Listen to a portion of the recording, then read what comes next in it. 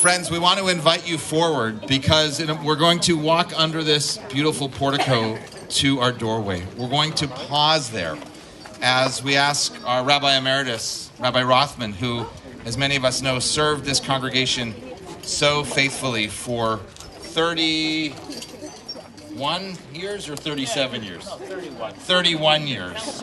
But he's been a part of this community for over 50 years. And so we're going to give him the honor of placing our mezuzah, placing those sacred words that come from the Shema that remind us how we are to place those words on our doorposts and to say those words when we lie down and when we rise up, to place them here on our doorway before we make our way into the sanctuary. Friends, after we do so, just because I have this microphone, there's a tradition that when one walks into a Jewish home and sees the mezuzah, what one does is puts a hand on it and then brings the hand to the lips and kisses it. And you can all do that as we walk in. There's also an idea that the first time you do it, you offer a blessing into that space in which you enter. And so if you want to have blessings on your lips, whatever your hopes and dreams are for this community as you enter them, I'll have you do that. But first, Rabbi. Thank you very much. I'm honored to be here. The mezuzah, first of all, you ought to know that the mezuzah is not the little box that you put on the corner at the side of the door frame. The door frame is called a mezuzah. The little box is called a little box. It became the mezuzah because the little box contains a piece of parchment that looks like this. It's handwritten, and it has the Shema and its benediction. And on the back it has a secret message that only you are going to know. And every mezuzah has it. The klaf, it's called a klaf. A klaf means a piece of parchment. Klaf, piece of parchment. Everybody knows it's a klaf. And it's also called a perek. The perek means the chapter, but it's really the Shema. And on the back it says the secret code. Listen carefully, because you may never hear it again. It says, Kuzu b'muchsas kuzu. Did you get that? You want me to repeat it? Kuzu b'muchsas kuzu. And it really is simply Adonai Eloheinu Adonai, one letter ahead. Isn't that interesting? Somebody said, oh. In Yiddish, you would say, "Adulik dehin pagoben." Here lies the dog buried. Loses something in the translation. But it's kuzu b'muchsas kuzu, and that appears inside the little box misnamed mezuzah, which is on the doorpost named mezuzah. I just summarized the whole thing. You understand. The blessing that we offer is Baruch atah Adonai Eloheinu melech haolam shekitzanu b'mitzvotav v'tzivanu likboa mezuzah, which means to fasten the mezuzah. The rabbi succumbed to this business of using the wrong term for the little box. And a mezuzah, by the way, can take any form as long as it has this goodie in it, and this goodie has on the back kuzu b'muchsas kuzu. Mark that down. There you have the whole thing. That's the whole story. The ganze Geschichte, the whole mindset, the ganze Torah. It's the whole story, and I just summarized it in 3 languages. Now we're going to put it up. Rabbi, where's the rabbi? There's the rabbi. Distinguished There's a few of us around. Yes. And we're going to put in that Torah, the case I designed. I designed it. And the Torah that was in it, I selected. And then we have the Holocaust Torah. Right here. The Holocaust Torah I got from England. That's the one from England? Yes. I got this one from, you hold it, I can't. I run out of hands. That one we got from England, and this is not the case. The cover. No. That's a new one. There was the old one. Thank you very much. There was the old one.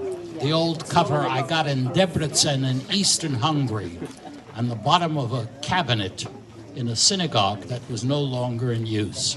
But I was granted that as a gift from the fellow who was in charge of maintaining the synagogue, who wasn't even really Jewish.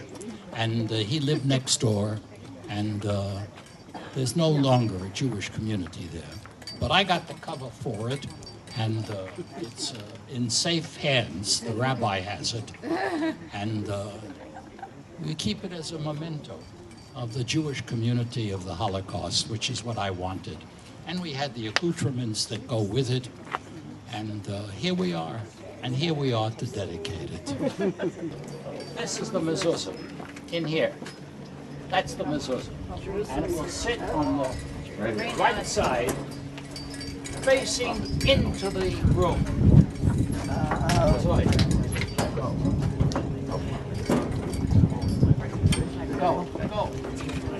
Got it.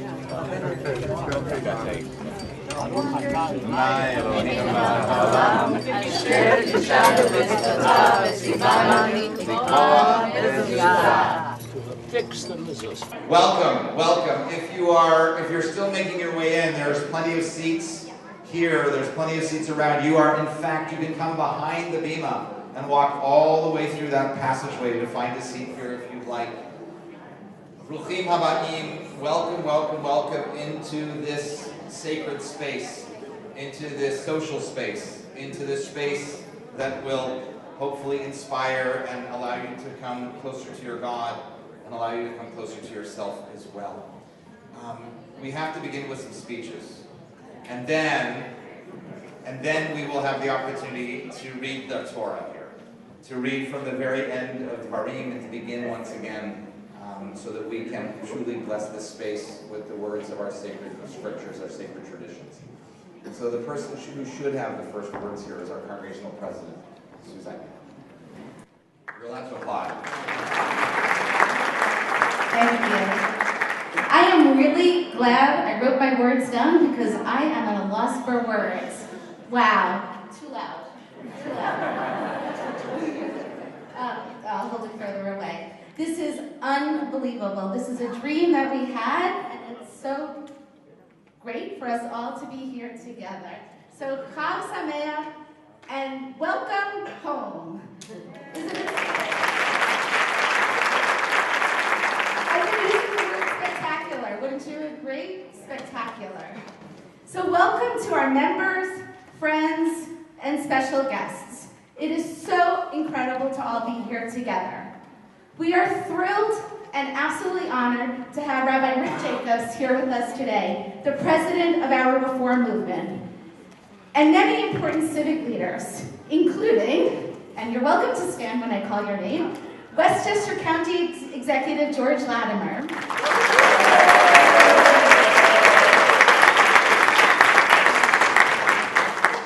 Congressman Elliot Engel. I haven't seen him yet. He's supposed to be here, so we'll applaud him when he comes.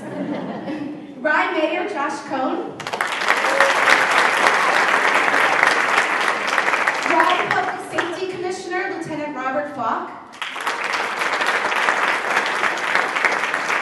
State Senator Shelley Mayer,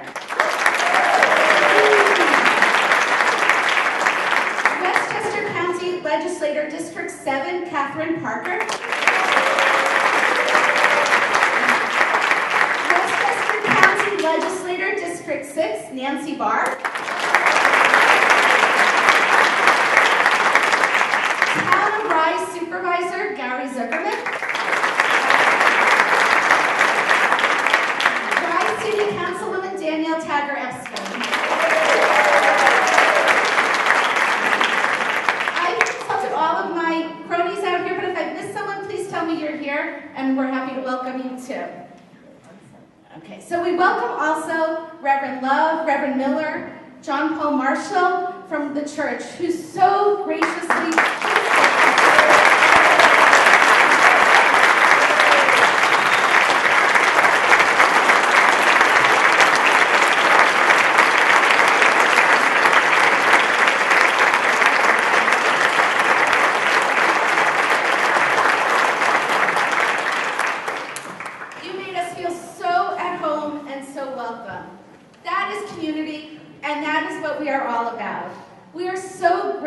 to live in a community that welcomes us with open arms.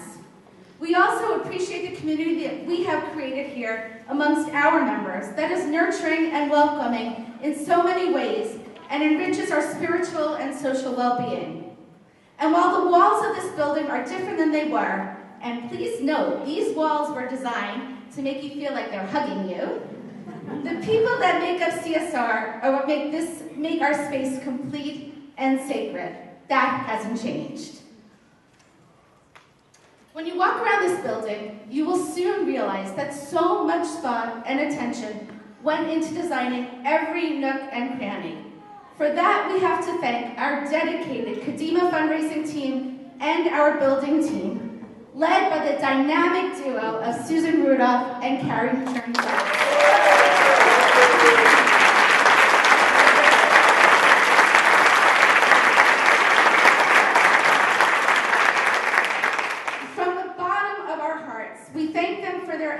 And thoughtfulness, and for doing a campaign of listening to hear what was important to our community. It's hard to miss the stained glass windows in the lobby that we all felt so passionately about preserving. Also, if you have a chance, take a peek behind the arc, where you will see that there is some brick from the old building showing. It's a way for us to remember our past while embracing our present and preparing for our future. This will be the theme of our upcoming 70th anniversary gala in November, which I certainly hope you will attend. Thank you to our Executive Director, Glynis Conyer, and the incredible office staff and volunteers who helped put this amazing event together.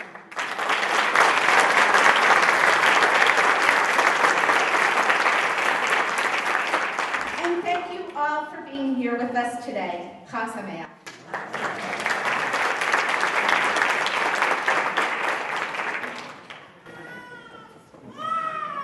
Oh, don't leave. That's the best sound in the synagogue. Can you hear me? Yes. Good. So, why do I feel more nervous than I do on the high holidays? And they're one of my first high holidays. Thank you, Sue. Thank you, Rabbi Jacobs, for making time out of what we all know is an incredibly busy schedule with you traveling literally around the globe representing our Reform movement for being here today. Thank you to our Kadima fundraising crew, to our building committee, to our professional staff, especially our Executive Director, Glynis Conyer, Michelle, Jeff, and John, who work in our office, Alonzo, Sal, and Derek, who have had to literally work around and put up with and endure so much over the last 14 months. You might recall, as you walked around into the parking lot this morning, that just up until Thursday, there was Friday, a construction trailer. A very small construction trailer that 4 people had inhabited for the last 14 months. In the Torah portion of Noah, we're taught that God put up Noah in the ark, and a wonderful Hasidic teaching said that it was like a prison for Noah. This was not a prison for you, but I know that I know how cramped it was.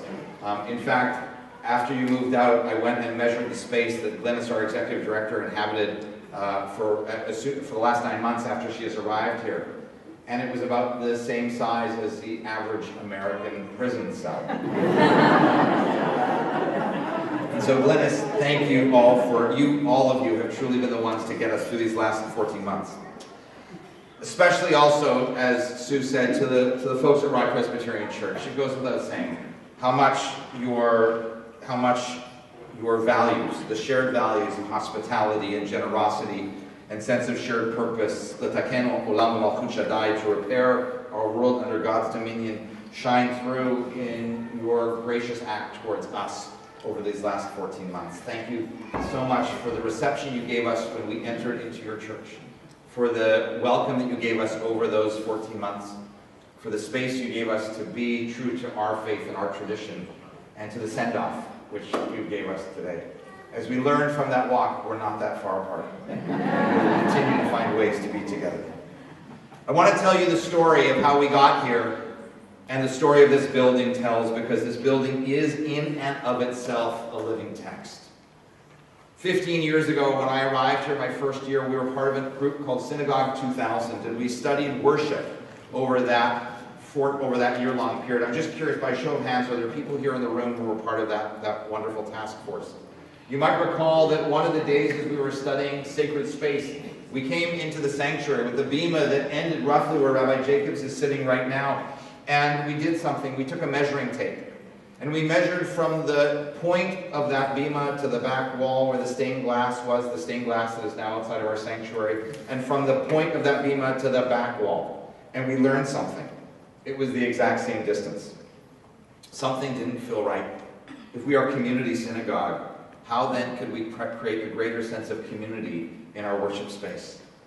And so then in 2012, when President Obama was still in his first term, just to give a sense of time, and when Hurricane Sandy hit this part of the Northeast, we met with Rob Rogers and Elisa Bucher of our architecture firm Rogers Partners, and we began to dream.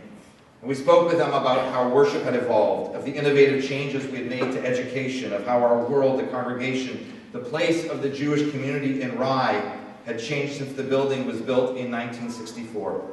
In fact, as Sue was introducing so many of the dignitaries who are here with us this morning, it's amazing. It is utterly amazing to note how so many of them are part of this congregation. I told Rob and Alyssa the story of my interview here. Of when I came here, there was a door to the office synagogue that had the word private on it. I told them the story of watching a grandfather coming to bless Torah at his grandson's bar mitzvah and the indignity that this man had to experience of the entire congregation watching him as he shuffled up the old ramp that went the length of the entire sanctuary and it was in full view. And how people today live in a world of choice where you can get anything, anytime, anyhow, anywhere, and how the synagogue of the future has to respond to that, while at the same time being a place to bring people together. And then finally Rob looked at me and said, so give me 3 adjectives. I said, I want the building to be transparent, accessible, and flexible. I think we accomplished that. As you come in, you are greeted by an awning that greets you with open arms, glass walls that makes it clear what is happening inside, a reception window with a smiling person sitting inside, making you feel welcome, available to answer questions. As you come down the hall, you may have noticed that the height of the ceiling changes. Like the cramped staircases one ascended when going up to Herod's temple in Jerusalem, the roofline is lower to make you feel small, to humble you a little, to remind you that there is only one master of the universe, and you ain't it. And then a vestibule so that you can pause as the sages did of old before entering into prayer, emerging into this space to create what I hope is for you a feeling of awe, of embrace, of light. You sit now under the flaps of a tent, of a mishkan, a holy tabernacle designed to serve as the locus of community, as a place where the people and God meet. And just as the rabbis of old said that a synagogue must be built with windows so that the light comes in and the vision goes out, so too does ours. The light here, as you see, comes in a very interesting way. The light comes in through cracks and through slivers. It does so to hearken to Isaac Luria's story of creation, a story our architects heard Rabbi Frankel tell towards the beginning of this project. You see, when God, according to Luria, was creating the universe, God took divine light and placed it into vessels. And for some reason, the vessels were not strong enough, and they shattered, sending shards and sparks of light throughout the universe. Our task, then, is to find those shards and to find those sparks of holy light, and with our acts of justice, compassion, and love, to bring them together in order to heal the world. We call it Tikkun Olam. Sitting in this place, we are reminded of that task, to restore the light, to bring us to a place of wholeness and peace. And the space reflects it. Regardless of ability, one can ascend this bima bekavod, with dignity. In this space, one can easily hear, I hope, words of Torah made relevant for today. In this space, one can see the face of another. And hopefully, in looking into another's face, one will recognize the other's humanity, the connections we all share, and the responsibilities to one another we are called upon to uphold. So after years of dreaming, planning, fundraising, and building came to an end, we are taught in 2 Chronicles chapter 6. And Solomon knelt upon his knees in the presence of the whole congregation of Israel and spread forth his hands to heaven. And while the temple conceived by his father David would bear his name and would serve as his legacy, in full humility Solomon said, "Even the heavens to their utmost reaches cannot contain you, how much less this house that I have built. Yet turn, O eternal my God, to the prayer and supplication of your servant, and hear the cry and the prayer that your servant offers to you. May your eyes be open day and night toward this house, toward the place where you have resolved to make your name abide. Dear God, may your eyes be open day and night towards this house, and towards every house of worship, house of study, house of community. May your eyes be open day and night toward all those places where you have resolved to make your name abide. And if for some reason, dear God, we feel that your eyes are not open, then may our deeds, our words, and our prayers reach you in order to open your eyes, so that your blessings may descend upon us all." After hearing from Rabbi Rick Jacobs, Rabbi Emeritus of Westchester Reformed Temple in Scarsdale, current president of our Union for Reformed Judaism, and my teacher and my mentor, for whom I had the privilege of serving as his rabbinic intern for 2 years between 1996 and 1998, we will do what we are supposed to do in this space. We will bless and we will chant Torah. What will we read? Well, as tonight marks the end of Sukkot and the start of Simchat Torah, we will read from the end of Deuteronomy to end one cycle of reading. We will then immediately read from Genesis to begin our cycle anew. As we do, let us notice that the cycle of Torah reading is continuous. As it is, let us also pray and resolve to continue to bring Torah to our darkened world. Let us continue to shine light into dark places and to work and be with others in our community to bring a greater degree of peace to our planet. My friends, the last word of the Torah is Israel. The first word is Breshit, in the beginning. It is here that a new chapter in this Jewish congregation begins. And as the last letter of Torah is a lamed, and the first letter is a bet, spelling lev, meaning heart, the organ serving as the life force beating in the center of our beings. Let the life force of this congregation grow stronger. Let it beat with joy and with pride, and let us always feel that feeling that our heart serves to represent, that feeling of care, of compassion, of grace, and of love. I conclude with the words of Psalm 90. Vayhi noam Adonai Eloheinu aleinu, u'maseh yadeinu konena aleinu, u'maseh yadeinu konenehu. May the favor of Adonai our God be upon us. Let the work of our hands prosper. Will prosper the work of our hands. Ken yehi ratzon. May it be God's will, and may it be so.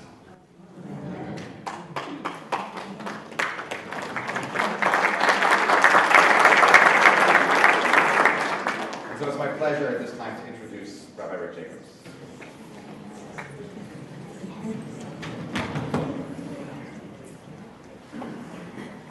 Mazel tov. When Rabbi Grober called, I didn't know when he was talking about this dedication. I said, I'm there. I was pretty relieved to look at my calendar and actually to be able to be here. I imagine, I can't speak for the Holy One of Blessing who watches over an infinite universe of stars and galaxies, how the Holy One feels on any given day. But I actually imagine in recent weeks, months, and even years, the Holy One has cried, looking at our world, looking at us, trying to lead in this world. I imagine today the Holy One of Blessing is smiling.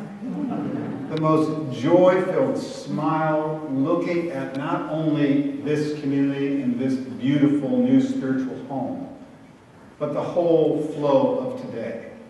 To start in church, a beautiful church expressing the core of what religion is, and to see the kind of partnership that our faiths, though different, are potentially sources of unbelievable inspiration. And to see us walk together proudly, openly through this community with our Sifrei Torah is to say something is very right about this moment and this place. If we think about this day as a day of dedication, it's the holiday of Sukkot. It's actually the holiday of building. But it's a little different kind of building you got here. than that flimsy little harvest hut that when the wind blows and the rain pours, it just looks horrific. But it's actually worth remembering this holiday and the teaching of when you build, make it purposeful. The sukkah is built in a very specific way to be deliberately a reminder of the fragility and somehow the modesty of our lives. It is a temporary festival, it's a temporary dwelling. And this building that you have built, this home, you have built with the same care, in the same sense of letting core values inspire this place. We know in the Jewish tradition that al tistakel b'kankan ela b'ma sheyesh bo. Don't look at the walls, look at the thing inside. Well, let's just sort of break that teaching from the saying of the sages 2,000 years ago and say, no, look at the walls. Look at the floor, look at the windows, look at the care, look at the inspiration of all the different spaces. The way it reflects not who you are, but who you are becoming. That this is not the beginning of Community Synagogue, right? This is a new chapter. This is a moment of recommitment, of reimagination, of re-envisioning who you are and who you can be. And it is a place that emanates light. Like the story of the Kabbalists, the light is here, but it's not able to be contained here. It will radiate outward, and it will bring healing, and it will bring hope to this world that is so in desperate need of who you are and what you do. Has anyone else but me noticed that we're living in a slightly divisive time? Am I the first person to call that to your attention? I just wonder. Rabbi Rothman, I am sure I am not calling it to your attention. But we're living in a moment where it feels like the very fabric of our communal well-being is being ripped apart. So how do we create synagogues?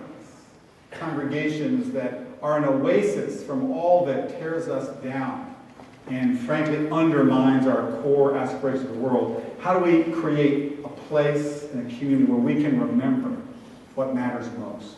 We can remember the things that are most critical to do. That's what you have built, and that's why the walls and the floor and every aspect reflects the care of what you aim to do in the world. This is not a community that is self-satisfied being in its walls.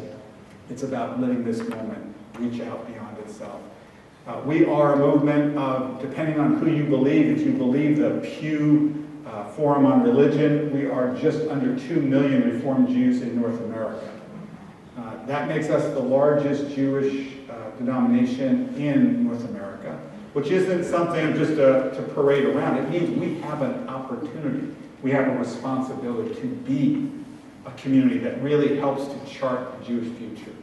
And so I'm going to challenge, but I know it's a challenge that you not only are up to, but you're already fulfilling, that you be a beacon as a congregation for what congregations can be.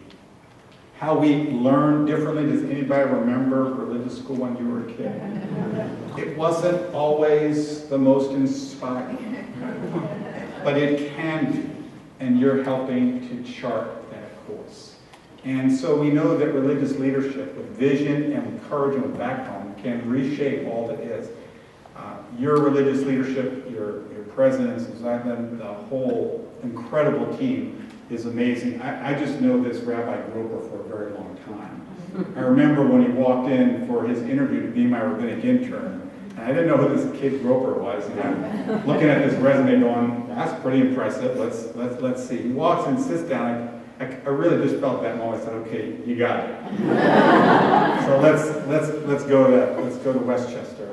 And little could I have imagined that he would not only come for his internship, but stay for his rabbinate and to assemble the most remarkable partners. To think of Rabbi Frankel and Cantor Kuperman, to think of the legacy that Rabbi Rothman has given to this team to be courageous and to be bold and to be innovative. A lot of times in religious communities, those are not the things that define us. Religious communities are very good about holding the status quo. I hope this building and your leadership in this moment remind you not to hold the status quo. Status quo was fine for yesterday. It's not okay for today. And it's certainly not okay for tomorrow.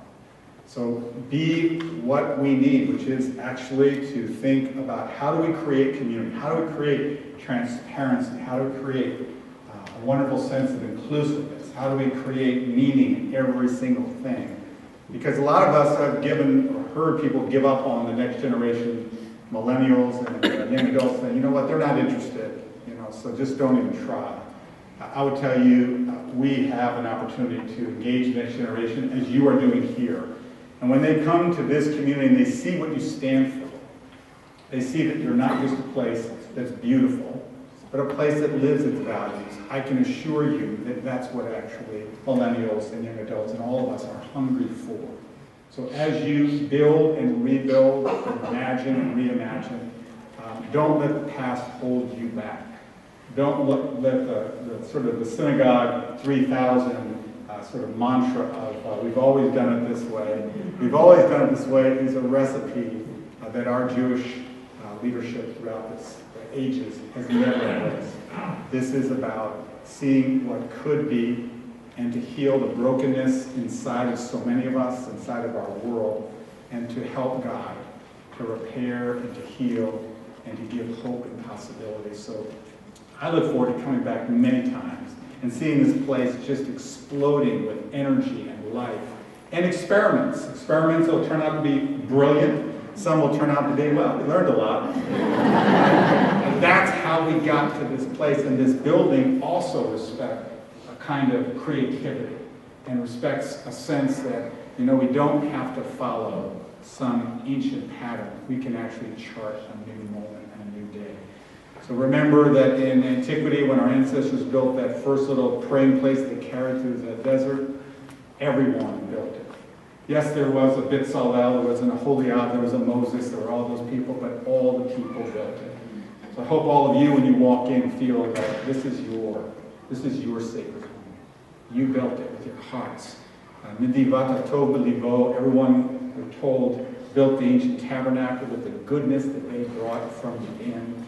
And that goodness was planted in the very marrow of the community. I know that same Midivat Tov B'Livo, that same goodness is implanted by each of you into this space. So let's celebrate today. It is a day of rejoicing. It's a day of hope and possibility. Weather's not too bad either. That's all your leadership. They're in charge of that. We don't do weather because then you're going to call us next week when it's just horrific. But this is a day I know the whole Reform movement rejoices with you. And on this day, you show us what's possible. And you show us what we can be on our best days. Let those days be not just today, but tomorrow and every day in the future. Mazel tov.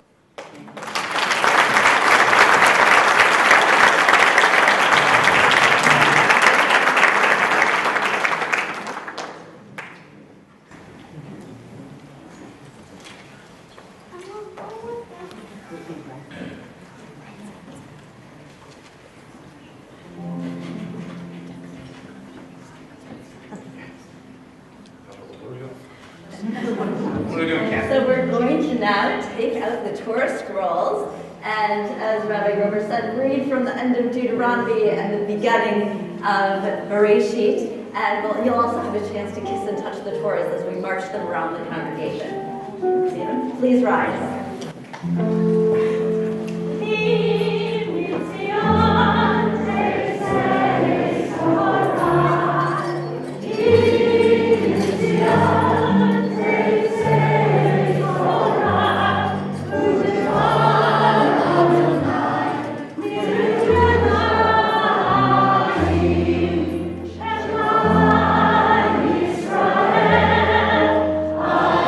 Adonai Eloheinu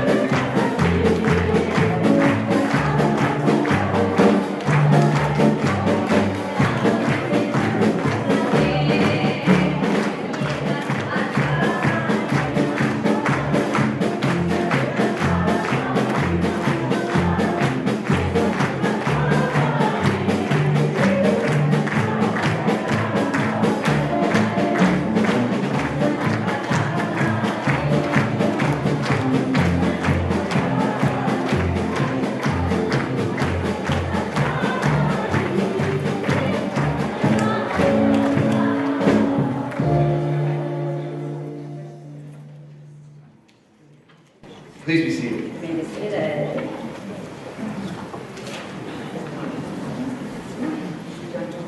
So friends, Yes, we need the Torah check this procession. out.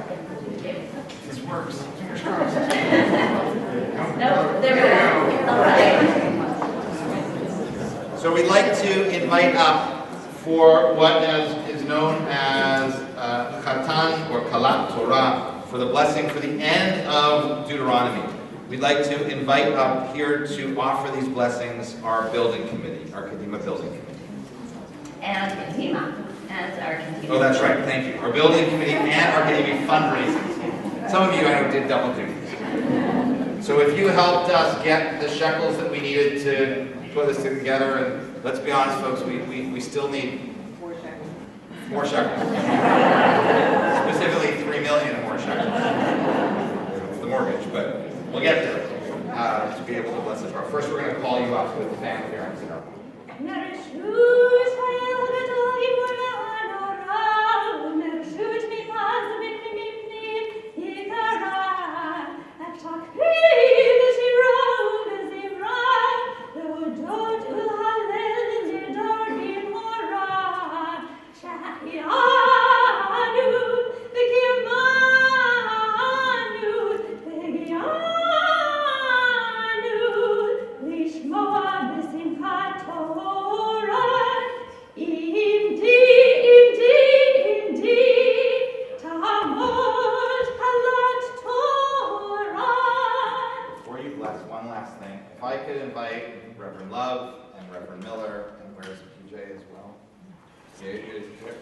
Come on up.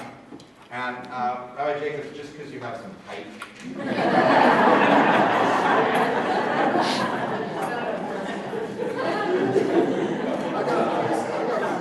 We have, well, specifically because we got Mitch, who is on the building committee, so we have to get this up higher than that. If you could hold this as a over our chazan, over those who are blessing the Torah, as is a tradition in this space. Thank you for accepting this honor.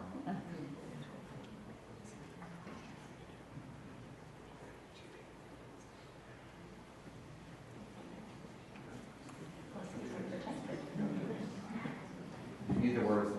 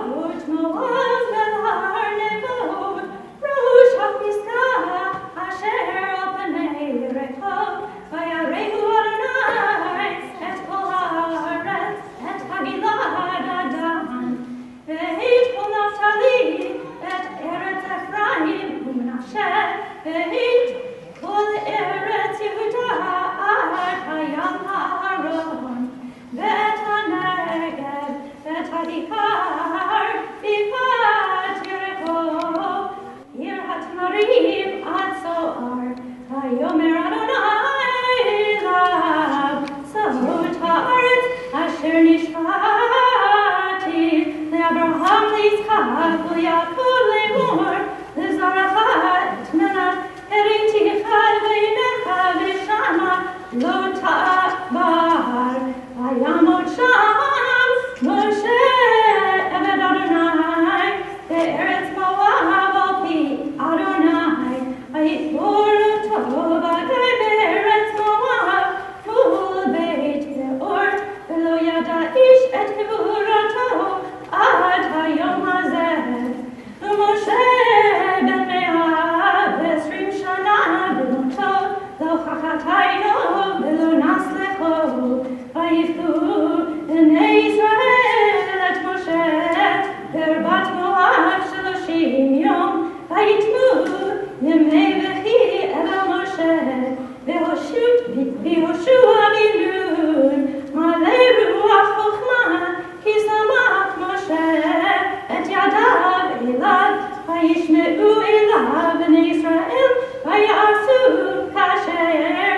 Adonai et Moshe, v'lo tam navi od Yisrael Moshe, asher yida'u Adonai panim el panim, l'kol ha'avot ve'hamavtim, asher shalacho Adonai la'asot be'eretz Mitzrayim leFaro, u'lechol ha'madav u'chol arzo, u'lechol ha'yar ha'chazaka, u'lechol ha'morah ha'gadol, asher asa Moshe le'nei kol Yisrael, hazah hazah v'litzmaseh. Baruch atah Adonai, Eloheinu melech haolam, asher natan lanu Torah tehet, v'chayei olam natan b'tocheinu. Baruch atah Adonai, noten haTorah. Please, first of all, to all of you, Mazal Tov and Yasher Koach. May God continue to grant you strength. May God continue to grant you clear vision into the future. May God continue to grant you that sense of fortitude that you have had and held over these not only months, but years to get us to this very point. It's through your hard work and effort and determination that you also saw this vision as a possibility and helped bring it to a reality.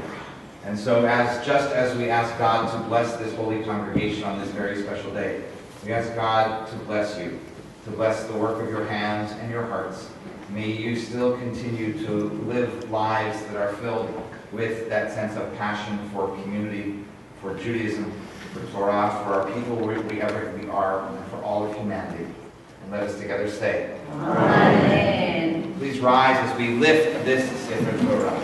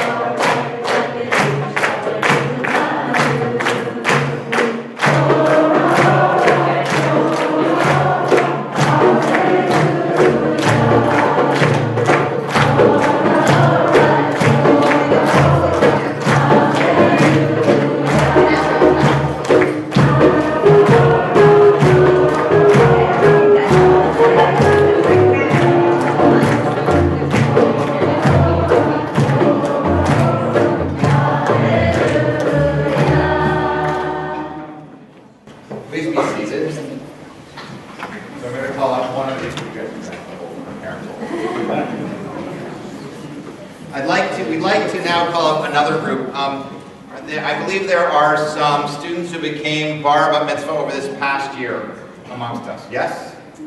Yes. How old are you? Great.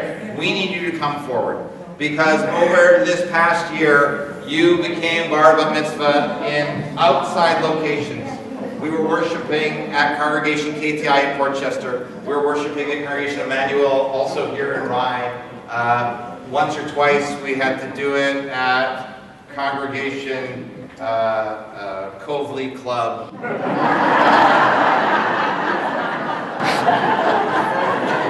And because you did not have the opportunity to become bar or bat mitzvah in this sanctuary, in your own home, we wanted to give you the honor of blessing saying the very first blessing over the very first aliyah of the Torah for this new year, 5779. And also we want to honor your parents. So somebody needs to hold this talit up over their head like a chuppah. And so if your son or daughter is here, we'd like to invite you forward as well so that you can be able to do this. I promise you, this is being broadcast on Facebook Live right now. You'll get all the pictures.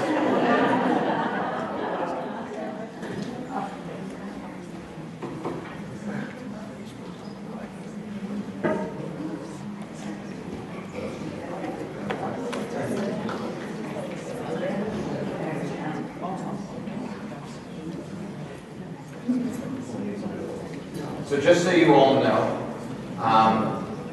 in just an point of just personal privilege for a moment, in 7 days, Tamara and I will be celebrating our 23rd wedding anniversary. And this talit was the talit that we were married under. And so may you all come to know in your lifetime love with another person who helps to complete and fulfill you. And just as you come to bless Torah now in this moment, may you too also at one point in your life come to be blessed under perhaps a talit like this one. But for now we're going to get to hear, hopefully, your love of Torah through these words of blessing.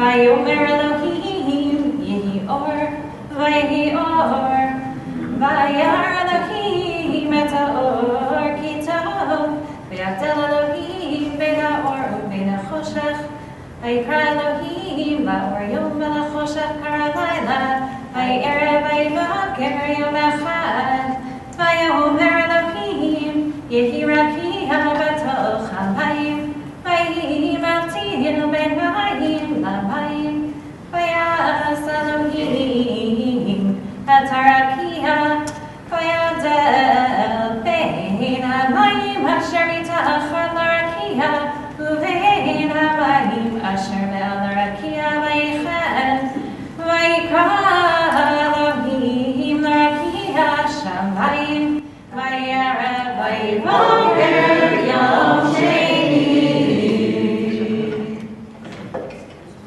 Baruch atah Adonai Eloheinu melech asher natan lanu Torah v'emet v'hayeh olam natan b'toveinu. Baruch atah Adonai noten Torah. Amen. We invite you to rise once again as we lift and dress the Sefer Torah.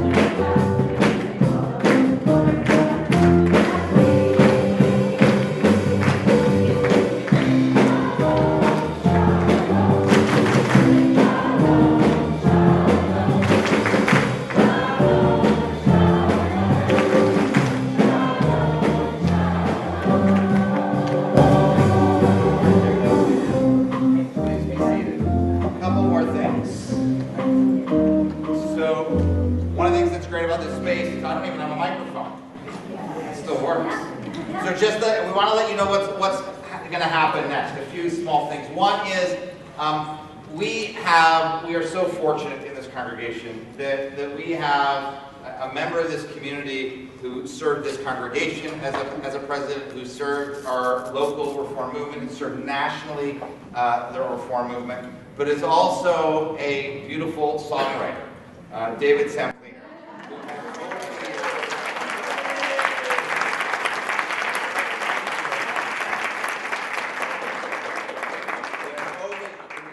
Because you're going to have to lead us, who has over the years taken his love of musical theater and has written numerous pieces connected to Jewish tradition. He wrote one here for this.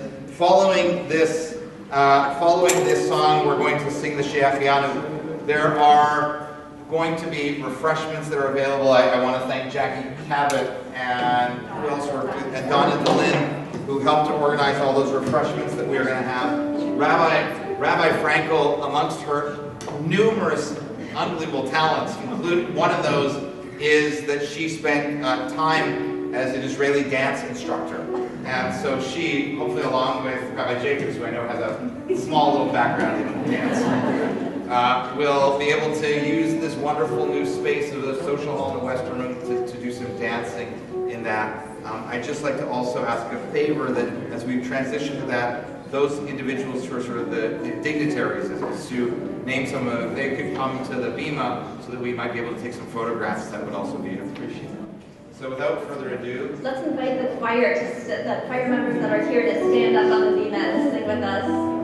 Thank you so much for being here. Okay, and we'll all join in this song that David Sampliner. It's Home on the Range.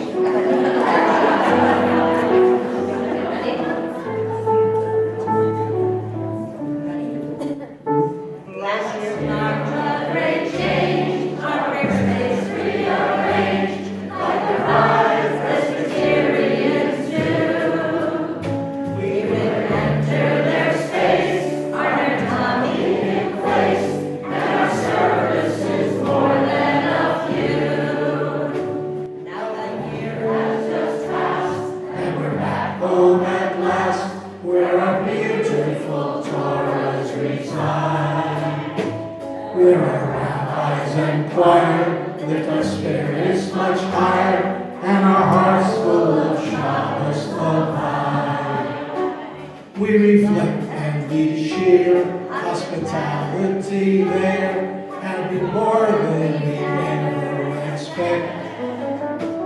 For our neighbors in Rye, rate with us very high, for that year's worth of blood is spent. We're home in our shul, with our bima, our heart ever cool.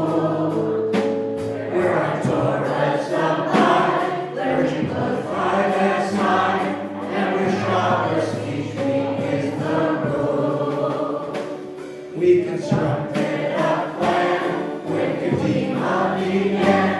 We raised millions and did so with ease. With our fundraising crash, we solicited cash. You responded quite well if you please. To you all we must thank for the cash in the bank, and your spirit has carried us far. As a whole, it's been fun, and our race has been won. Your performance was way over par. Home, now we rest, and no longer we're ritual guests. We've been happy to pray in the church far away. We're back home now.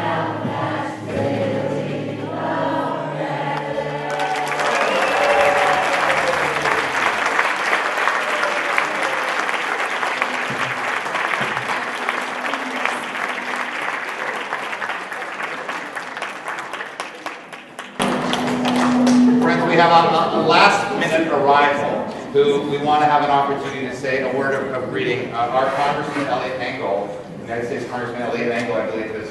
Where is he? Elliot, please.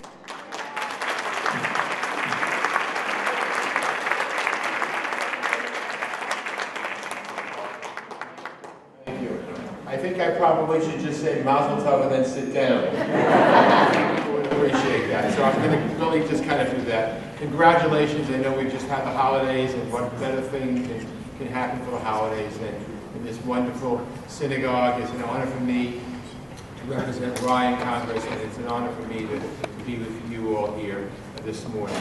Congratulations, and you know, this is the start of something big, and thanks for letting me be a part of it.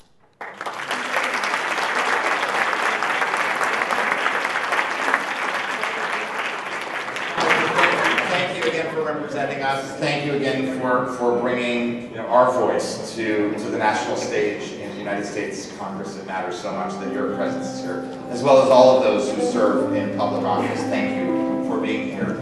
Friends, we can't have a Jewish moment if we don't end it by at least standing up, putting our arms around each other, holding the hand of the person next to you, perhaps, and offering this prayer of gratitude. Rabbi Jacobs, if you'd like to join us, Susan and Karen, Rabbi Rothman, Sue, please join us here, Rabbi Rothman.